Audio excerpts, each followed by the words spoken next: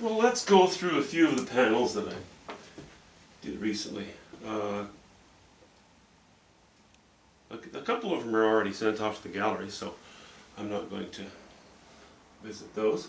And the last one that I worked on, the little knife one with all the color, that's you saw that already. So this one, you know, it just needed to be amped up a little bit. It might need the odd stroke still, but for the time being, I'm calling it done.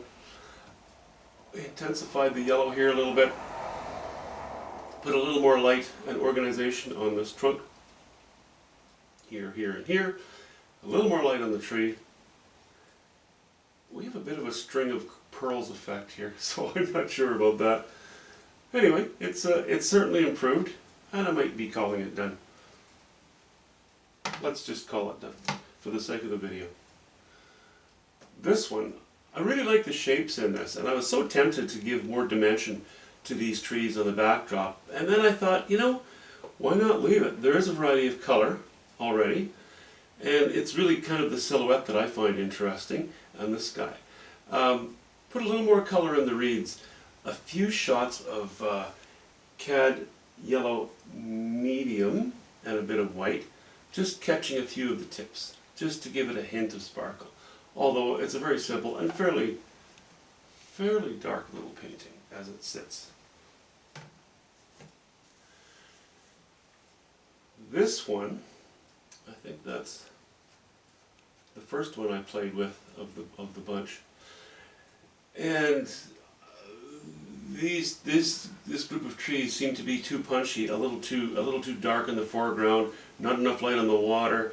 I brought the light forward a little bit by adding a bit of higher value, a little higher values to here, to this bit of land, to all of these rocks. I laid a little bit of light on them, and the water just needed more light on it, so we're matching the sky pretty closely. I mean, we have the same colors in the sky as we do on the foreground water. It helps to just congeal the thing. It helps to sort of bring it together. It was a little bit out of tune with itself before. I'm happy with it now.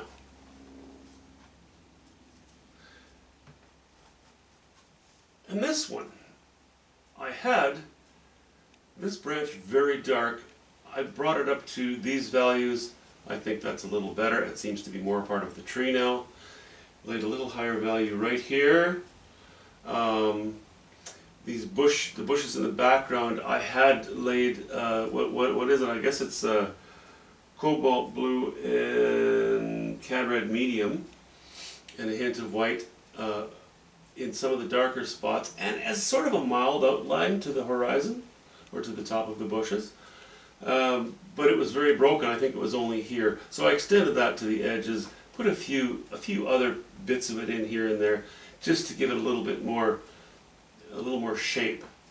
The foreground, I had this trail, something I think I might have described as a cow path, although it was a bit wide, but I had this trail coming here and here, and it ran right off the edge of the painting. Now, it's a very small painting, and these lines, this line especially, it was perpendicular enough to the edge of the painting that I felt it dropped off too quickly. I wanted to contain it, so I decided to bring the grass right across the foreground here, and that seems to have solved it. You know, on some paintings, due to their composition, do quite well without a frame. Other ones are greatly helped by a frame. Most paintings are helped by a frame. So I think that one's good now. Frame it or not, it comes down to personal choice. This one, I kept looking at it and thinking, it's just so dark, and it's so dark, it's too dark, I gotta do something. Well, I put it on the easel and thought, you know, the intensity of the light is really here. If I have it reflected in this field a little bit more, we have kind of a dead spot in the middle. And then I'll bring this up. And then I'll have to bring something else up. You know what I mean? I thought, no, as I said, keep these things in the nature of a study. That's what I like to do. It gives it that loose feel. So, that's what I did with that one. And yeah, an outhouse. I liked the idea. I not sure if I'm going to do much more with it, but I did like having that little outhouse rising up majestically from the deciduous bush surrounding it. I think that helped it a lot. It made it from a nice accoutrement to a painting into an actual painting. I like it. So we have this one, and my daughter in a few weeks is flying off to Belgium to spend a few weeks with her Oma, and together they're going to travel to France and to Spain.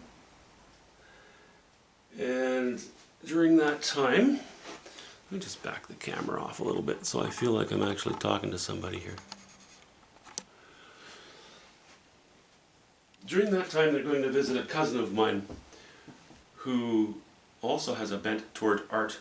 I mean, I've seen one drawing from him, and I'd say that's good quality stuff. Very nicely done. I really like that drawing.